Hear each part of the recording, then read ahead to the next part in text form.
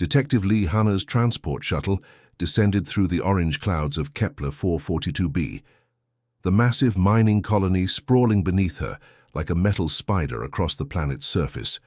The shuttle's engines hummed as they passed enormous cargo, ships hauling precious metals toward the space stations orbiting above. Through the viewport, she could see the mining towers stretching deep into the planet's crust, their lights blinking like stars against the rusty landscape. She adjusted her plain brown jacket and checked her appearance one final time. No badge, no uniform, nothing to indicate she was about to become the most powerful law enforcement officer on this entire world. The shuttle touched down at the civilian landing pad with a soft thud, and Hanna stepped out into the artificial atmosphere dome that protected the colony. The walk to Precinct 47 took her through the bustling market district where alien traders from a dozen different worlds hawked their goods. Tall blue-skinned Zentorians argued with stubby Corvan merchants over rare crystal prices. The air buzzed with translation devices, converting dozens of languages into standard Galactic. Hanna moved through the crowd like a ghost, observing everything. She paused outside the precinct building, an imposing structure of black metal and reinforced glass. Security drones hovered near the entrance, their sensors scanning everyone who approached. The building stood 30 stories tall, housing not just the police, but also Federation Customs, Immigration Services, and the Colonial Administration. This was the nerve center of law and order for 3 million beings living on Kepler 442b. Taking a deep breath, Hanna pushed through the main entrance. The lobby buzzed with activity. Uniformed officers processed complaints from various alien species. A group of insectoid Thrixians chittered angrily at a desk sergeant about stolen mining equipment. 2 human colonists argued with a detective about missing shipments. The smell of various alien foods mixed with the sterile scent of recycled air. She made her way past the main desk, nodding politely to the receptionist who barely looked up. Her civilian clothes made her invisible among the crowd of complainants, witnesses, and worried family members. Perfect. She wanted to see how this place really operated when nobody thought the boss was watching. The break room was on the 2nd floor, accessible through a side corridor. As she walked, Hanna noticed the walls covered with commendations, photos of successful raids, and pictures of officers with various alien dignitaries. Everything looked professional from the outside. But she had read the reports during her journey here. Complaints about police misconduct had tripled in the past year. Something was very wrong in this precinct. She pushed open the break room door and stepped inside. The room was typical of police stations across the galaxy. Mismatched furniture, a food synthesizer that had seen better days, and walls covered with duty rosters and departmental notices. 3 officers sat at a table near the window, their conversations stopping as she entered. Officer Kim Woo looked up first. He was a stocky man in his 30s with regulation short hair and eyes that immediately sized her up as an outsider. His uniform was crisp, but his expression was cold. Beside him sat Officer Park Min, younger and leaner, with the kind of smirk that suggested he enjoyed making other people uncomfortable. "Lost, lady?" Kim Woo asked, not bothering to stand. His tone carried the kind of authority that expected. "Immediate compliance. I'm looking for Chief Rodriguez," Hanna replied calmly, though she knew perfectly well the former chief had left 2 days ago. "I have an appointment," Park Min snorted. "Rodriguez is gone, transferred to some cushy assignment on Earth Station Alpha. We don't have a chief right now." He looked her up and down dismissively. "What's your complaint about?" "Let me guess.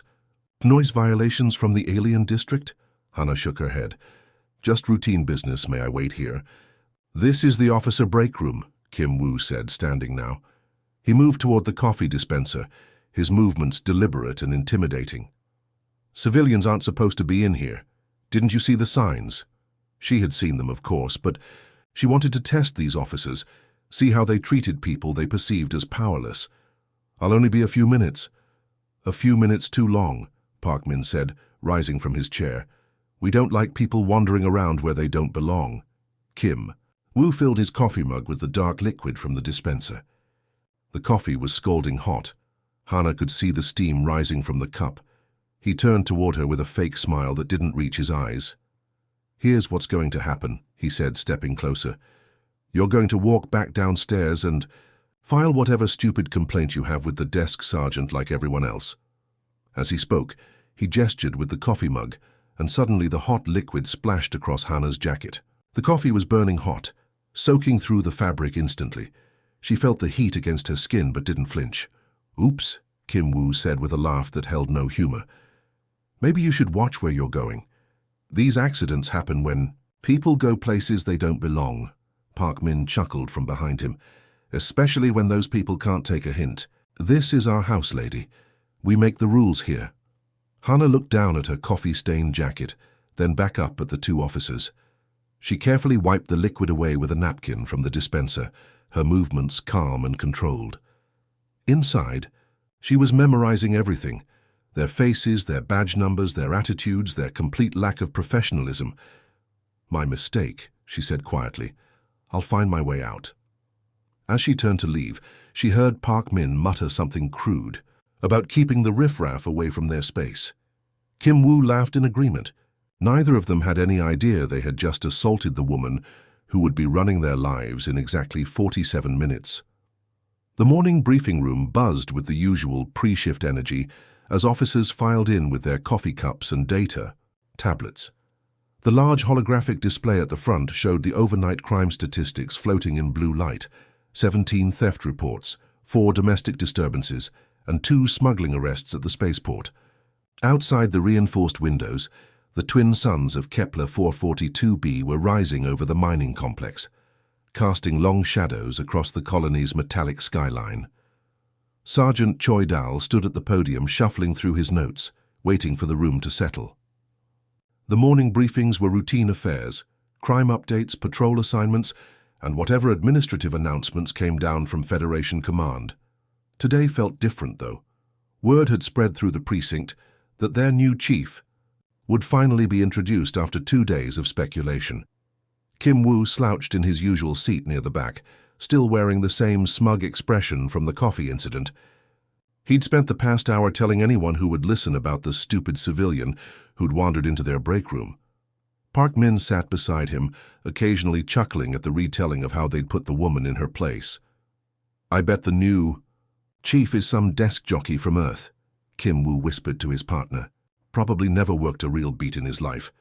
These administrative types always come in thinking they know better than us street cops." Park Min nodded in agreement. "As long as he stays out of our way, I don't care. Rodriguez was smart enough to let us handle things our own way. Made everyone's life easier." The room gradually filled with the precinct's day shift: 43 officers representing a dozen different human colonies and 3 different alien species. Detective Yoon Soo entered with her partner, both carrying the tired look of officers who'd worked the night shift investigating a cargo theft. 2 Centaurian officers took seats near the front, their blue skin gleaming under the artificial lights as they reviewed their patrol routes on handheld devices. Near the middle of the room sat Officer Nam Gil, a 10-year veteran who'd earned respect through solid police work and treating everyone fairly. He noticed the tension in the room and wondered what kind of leader they were getting. The last few months under acting command had been chaotic, with different supervisors giving conflicting orders and no clear direction. Sergeant Choi cleared his throat and called for attention. "All right, everyone, settle down. Before we get to the overnight reports, I want to introduce our new chief of police." He gestured toward the side door. "She comes to us with 15 years of experience, including 5 years with Federation Deep Space Patrol and specialized training in colonial law enforcement." The word "she" rippled through the room in whispers. Female chiefs were still uncommon in the outer colonies, though things were slowly changing throughout Federation space. Kim Woo rolled his eyes. "Great. Probably some feminist crusader who thinks she needs to prove something. This should be fun." The side door opened, and Chief Lee Hana stepped into the room. She wore a perfectly pressed uniform with the gold insignia of her rank gleaming on her collar. Her black hair was pulled back in a regulation style, and she carried herself with the confident bearing of someone accustomed to command. She walked toward the podium with measured steps, her polished boots clicking against the metal floor. The room fell completely silent as officers tried to process what they were seeing. Several people sat up straighter in their chairs, recognizing the authority she projected even before she spoke. Kim Woo's expression changed from bored indifference to confusion, then to growing horror as recognition dawned. The woman walking to the front of the room was the same person he'd deliberately humiliated with hot coffee just hours earlier. His face drained of color as the full implications hit him. Park Min's reaction was even more dramatic. His coffee mug, filled with the same bitter precinct coffee he'd mocked her with, slipped from suddenly nerveless fingers. The ceramic cup shattered against the floor with a sharp crack that echoed through the silent room. Dark liquid splashed across his boots and the floor around his chair. Other officers turned to look at the commotion, but Park Min didn't even notice. His eyes were fixed on the woman at the podium, his mind racing through the memory of their encounter. The crude jokes, the dismissive comments, the complete lack of respect they'd shown someone who was about to become their boss. Chief Hana reached the podium and placed her hands on either side of it, surveying the room with calm, professional eyes. When her gaze passed over Kim Woo and Park Min, there was no anger, no smugness, just the steady look of someone taking measure of her personnel. "Good morning, officers," she said, her voice carrying clearly through the room's sound system. "I'm Chief Lee Hana, your new commanding officer. I look forward to working with all of you." The silence stretched for several heartbeats. Officers who'd been chatting moments before now sat at attention, realizing they were witnessing something significant. Even the veteran cops who'd seen everything were impressed by her composure. "I know many of you are wondering what changes my leadership will bring," she continued.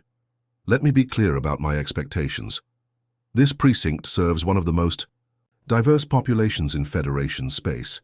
We have humans from 24 different colonies, plus significant populations of Zentorians, Corvans, Thrixians, and others. Every being who lives and works on Kepler 442b deserves professional, respectful treatment from their police force." Kim Woo shifted uncomfortably in his seat, sweat beginning to form on his forehead, despite the room's controlled temperature. He could feel the eyes of nearby officers on him, though he couldn't tell if they knew about the coffee incident yet. "I've spent the past 2 days reviewing our departmental statistics and citizen complaints," Chief Hana continued.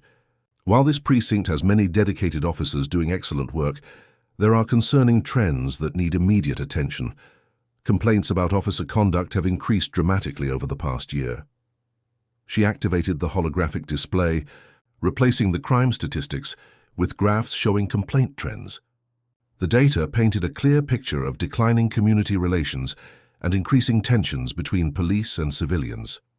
Effective immediately, we're implementing new protocols for citizen interactions.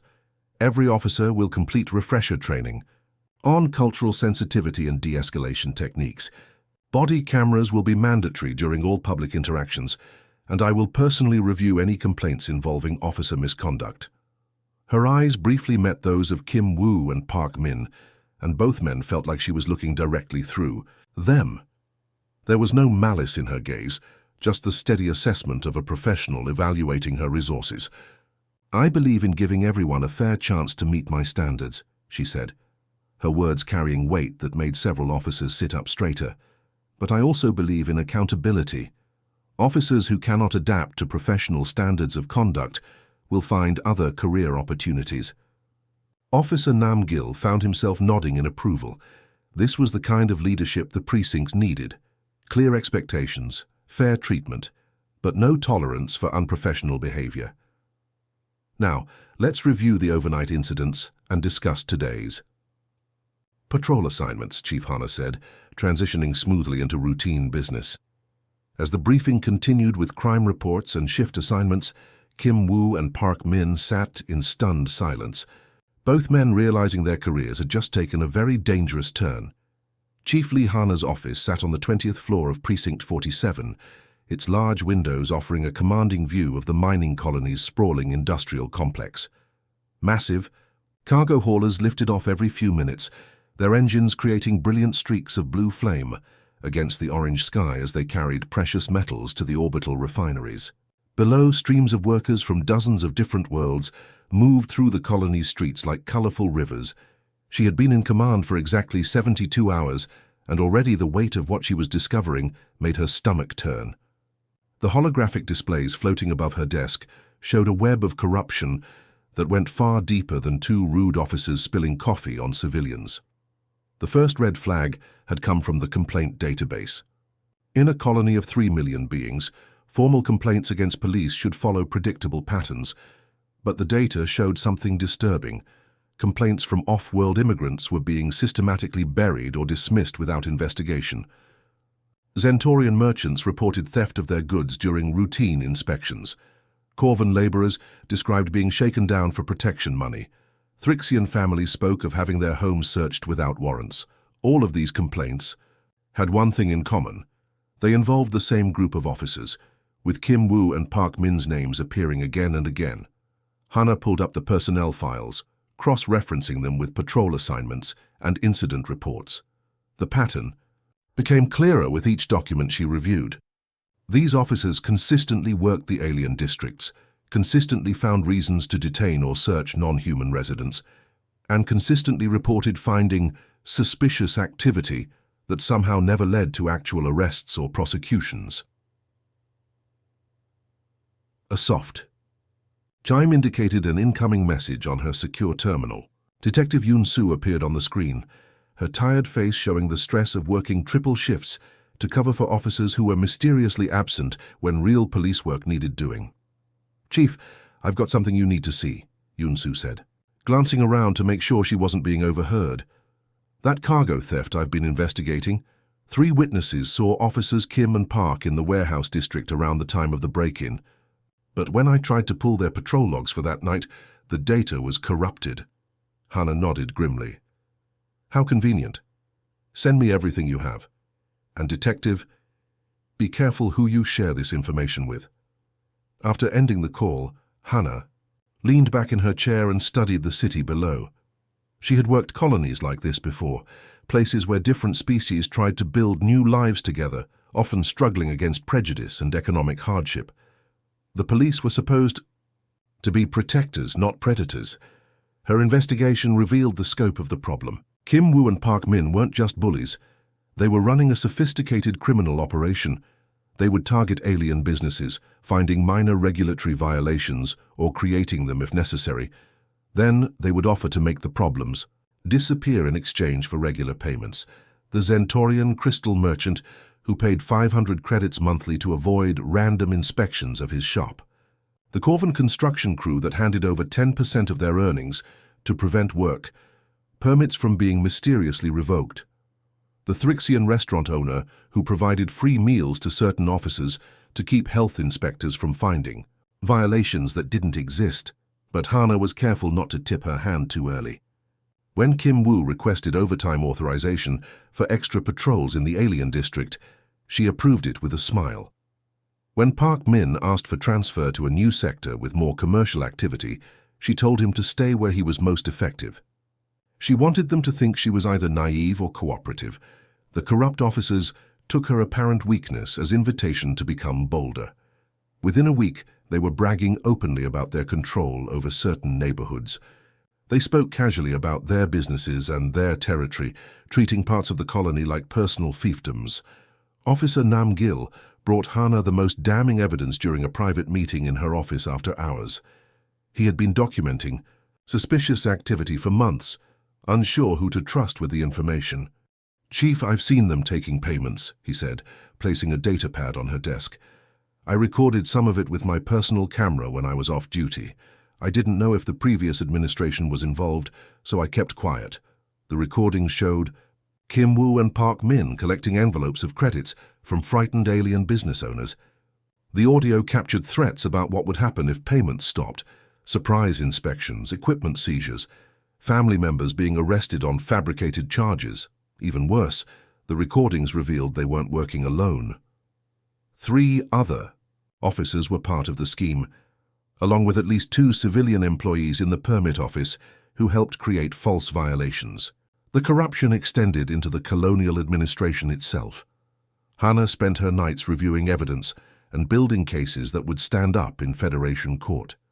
She contacted internal affairs investigators on other worlds, checking if similar patterns existed elsewhere.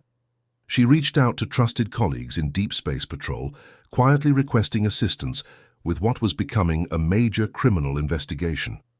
During the day, she maintained the facade of being an ineffective leader. She held meetings where she asked the corrupt officers for their advice on improving community relations. She praised their experience and asked them to mentor newer officers.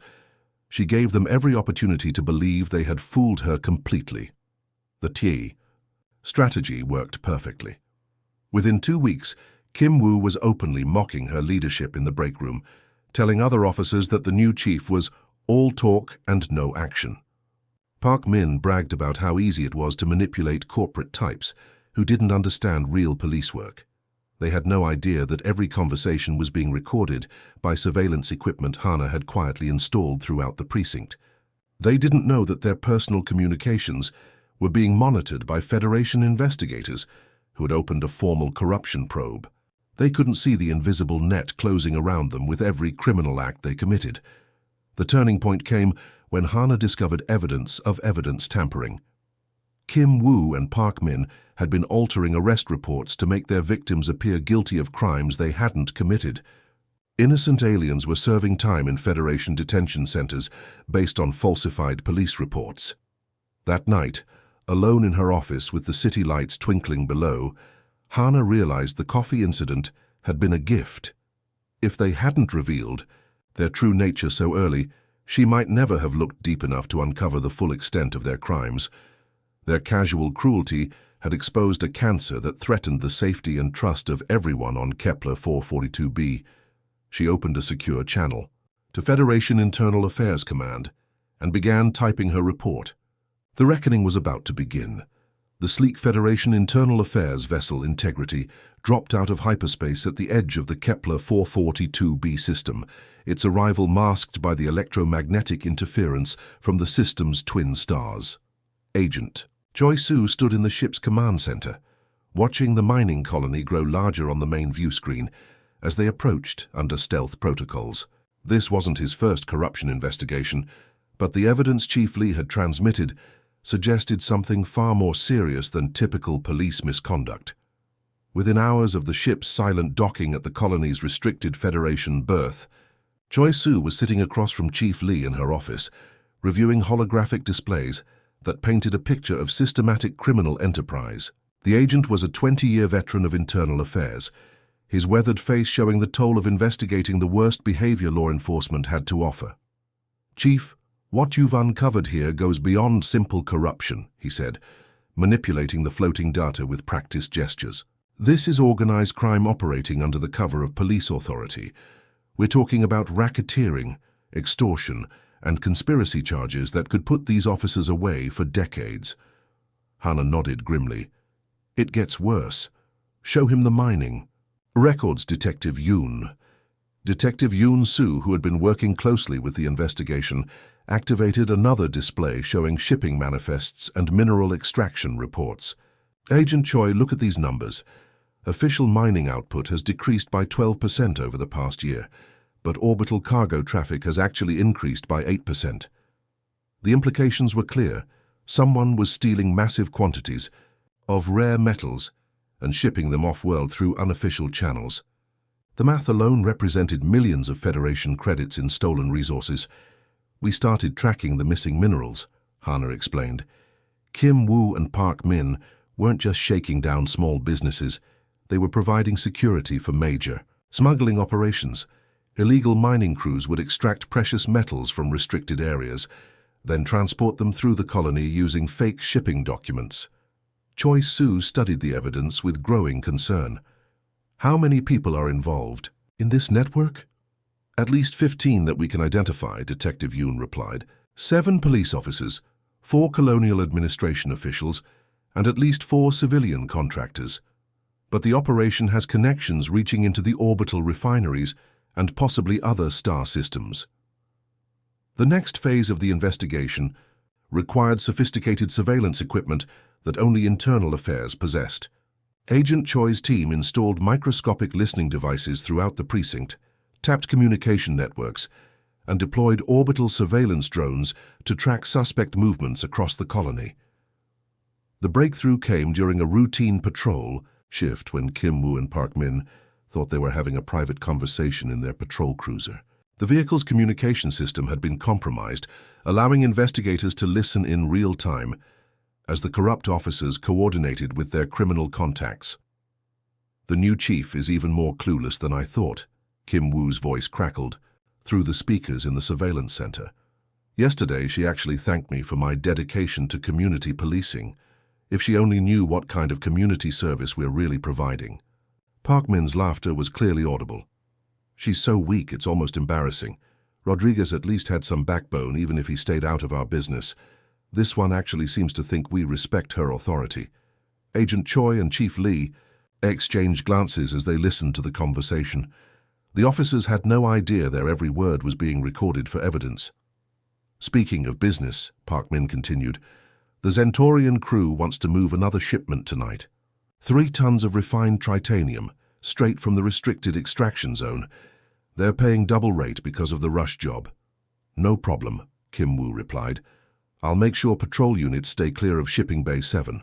Lee probably won't even notice the gap in our coverage reports."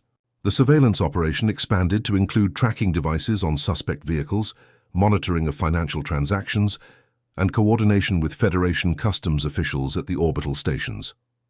Within days, investigators had documented dozens of illegal shipments and identified the full scope of the criminal network. The most damning evidence came from communications intercepts revealing the smugglers' connections to off-world criminal organizations. The stolen minerals were being sold to arms dealers, illegal shipbuilders, and other criminal enterprises throughout Federation space. Kepler 442b had become a source of funding for organized crime operations across multiple star systems. Agent Choi's team worked around the clock to build airtight cases against each suspect. They needed to coordinate arrests across multiple jurisdictions, timing everything perfectly to prevent the criminals from warning each other or destroying evidence. The orbital surveillance drones captured footage of illegal mining operations. In the restricted zones, automated extraction equipment working at night, hidden beneath camouflage nets that blocked visual detection but couldn't fool Federation sensor technology. The mining robots were sophisticated units, clearly expensive equipment that suggested major financial backing for the operation. "Chief, we've identified the source of their funding," Agent Choi announced during a late-night strategy session. "The equipment, the payoffs, the whole operation is backed by the Vega crime syndicate. This isn't just local corruption. It's organized crime using your colony as a money laundering operation." The revelation changed everything. What had started as an investigation into police misconduct had uncovered a major criminal enterprise with connections reaching across Federation space. The stolen resources were funding everything from illegal weapons manufacturing to slave trafficking operations in the outer colonies. As the investigation neared its conclusion, Kim Woo and Park Min continued their criminal activities, completely unaware that every move was being documented. Their contempt for Chief Lee had made them careless, and their carelessness would be their downfall. "Tomorrow we execute the arrest warrants," Agent Choi announced to the assembled team. 15 suspects across 7 locations, all coordinated to prevent anyone from escaping or destroying evidence. "Chief Lee, your officers who've been working. This investigation deserve commendations.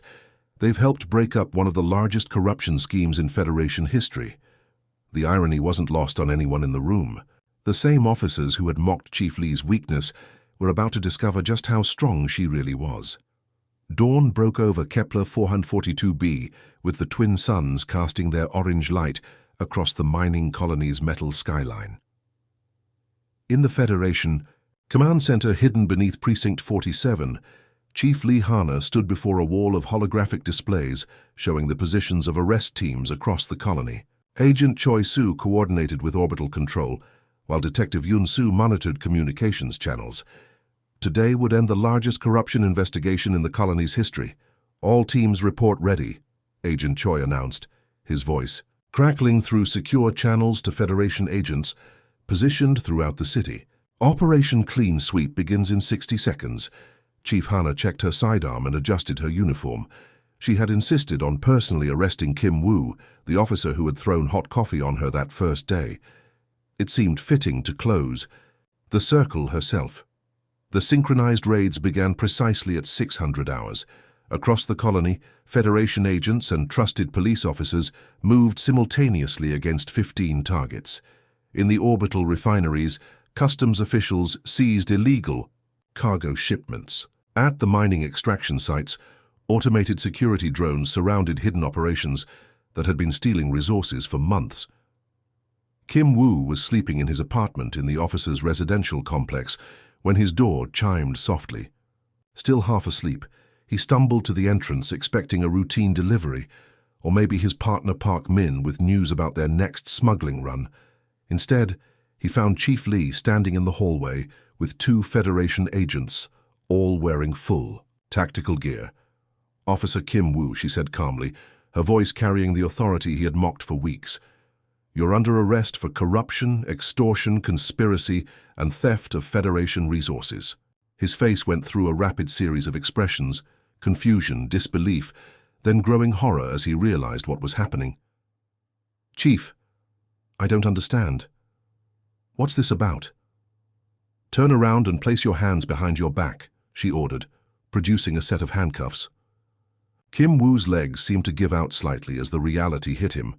The woman he had humiliated, the boss he had dismissed as weak, had been investigating him all along. As she clicked the restraints around his wrists, Chief Hannah reached into her jacket and pulled out a small thermal cup of coffee. "Coffee?" she offered, holding it where he could see the steam rising from the dark liquid. "It's hot. Be careful." The words hit him like a physical blow. Kim Woo's face crumpled as he understood the message. Every cruel joke, every dismissive comment, every moment of disrespect had been noted and remembered. He had underestimated her completely, and now he was paying the price. You were watching us the whole time," he whispered, his voice barely audible. "Every day," she replied simply. "Every conversation, every illegal transaction, every threat you made against innocent people. We have recordings, financial records, witness statements, and video evidence of your criminal activities." Meanwhile, across the colony, similar scenes played out as the arrest teams closed their net. Park Min was taken into custody at the spaceport while trying to board a transport to the Outer Rim worlds. His attempt to flee only added more charges to an already lengthy list.